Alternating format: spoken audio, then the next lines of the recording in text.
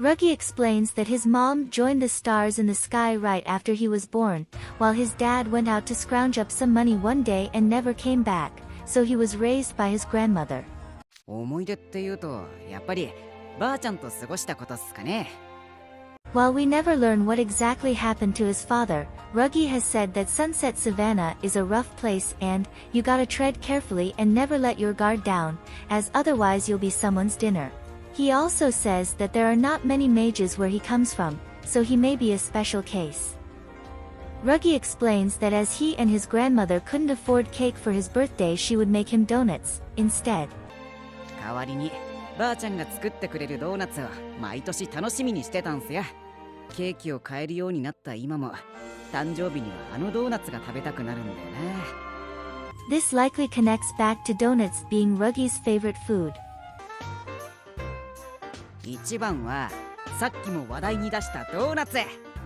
Ruggie explains that hyenas like himself can break large bones with their teeth, and he'd gladly eat anything that's not rotten, like a leftover meat bone from someone's plate. 俺たちハイエナは顎が強いから肉だけじゃなく太い骨も噛み砕けるんす。He describes his grandmother as being real nice and tough as nails, saying that he is lucky to have her. Ruggie says that his grandmother taught him to cook, and is the best in their neighborhood back home. Jack says that Ruggie comes from a place where food is a bit scarce, and this certainly seems to be the case. He asks why Ortho wouldn't use his star-sending wish to wish for never having to worry about being hungry, and expresses delight at being picked as a culinary crucible judge, as it is one less day of food expenses. Ruggie says that Deuce wouldn't last 5 minutes in the savannah. It seems to be due to his upbringing that he is such an accomplished survivalist, saying that he is more self-sufficient than everyone else at Vargas camp put together, and that he used to dig up his own bait to go fishing all the time. We see him teach Epel how to start a fire, where he explains, it's less about camping and more just plain survival skills. I had to pick up this stuff the hard way when I was really struggling to get by. Night Raven College is Ruggie's first time attending school. According to Ruggie, Leona once mistook a picture of his family home for a doghouse. For as difficult as his childhood was, Ruggie seems very fond of the people he grew up with. He says that he used to babysit the neighborhood kids back when I lived in the slums and make them flower crowns, and they would exchange manga together. During Ruggie's birthday vignette, he talks about doing laundry as a child by putting all his clothes in a big tub and washing them with his feet, which would often turn into water fights with other children. He says that he much prefers being able to wash things back to white at NRC, and he's not sure he'll be able to go back to how things used to be. Ruggie appears at the very beginning of Book 4 loaded down with luggage and explains, I took all the food that was about to hit its sell-by date at the cafeteria and the school store. Since we're about to go on break, they gave them to me basically for free. When Ace says there is no way that Ruggie can eat it all himself, Ruggie explains, the neighborhood kids devour this stuff like, well, a pack of hyenas. Besides, gotta make sure my grandma eats well over the holidays. Jack follows up with, whenever school lets out for a long break, Ruggie stocks up on all the food he can get and shares it with the local kids. When Grim expresses surprise that Ruggie would share food with people who aren't his own family, Jack explains, hyenas believe in sharing spoils equally. I'm sure that's how Ruggie was raised. Jack may be one of few people who knows this about Ruggie's upbringing, with Idia and Deuce agreeing that Ruggie does not seem like he would share food with others. デュース氏の言い分は理解した。でもラギー氏が快く食べ物を分けてくれるとは思えないんですが。確かに。Ruggie says that, when he was younger, collecting candy during Halloween was like a 24-hour endurance event in his neighborhood. He explains, we hyenas would never miss a chance to fill our bellies, and he used to gather a group of neighborhood kids to patrol every area of their town, rotating different children throughout the same houses, as each new face meant more candy. He explains that the leader of the neighborhood watch eventually caught onto them and shut down all trick-or-treating as a result. Ruggie says that he got into the most trouble as the ringleader, which may or may not connect to a vague reference we get in Book 6 to how Ruggie is familiar with magic marshals because of an unspecified run-in he had with them when he was younger. まあ、昔少し。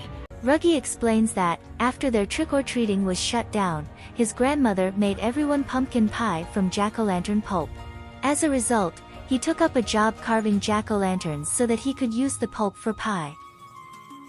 Ruggie says that the hyenas in the King of Beasts legend swore fealty to the King of Beasts after he saved them from starvation, and took up all sorts of odd jobs to pay him back, which might be why Ruggie himself has worked so many places, including but not limited to, at a cafe, a restaurant, department store, wedding venue, cruise ship, as a makeup artist and at haunted houses.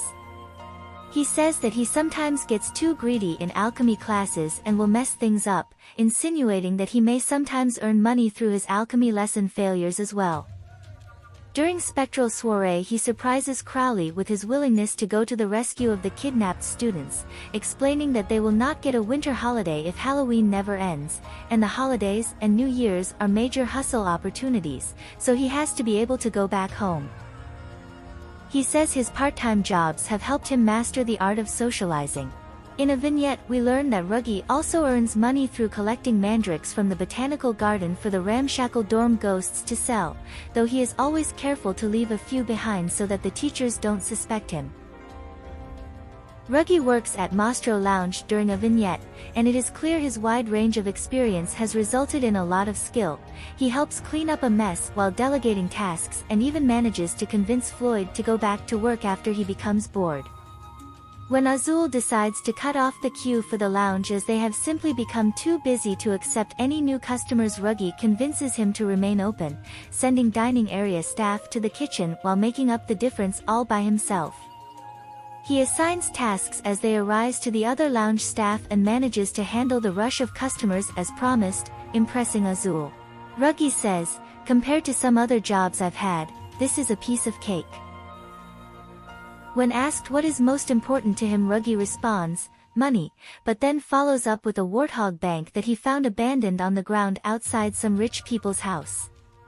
He says that he decided to keep it after he couldn't get anything for it from pawn shops, but now he is kind of attached to it and is thinking of buying a meerkat version from the same toy line so that it will have a buddy.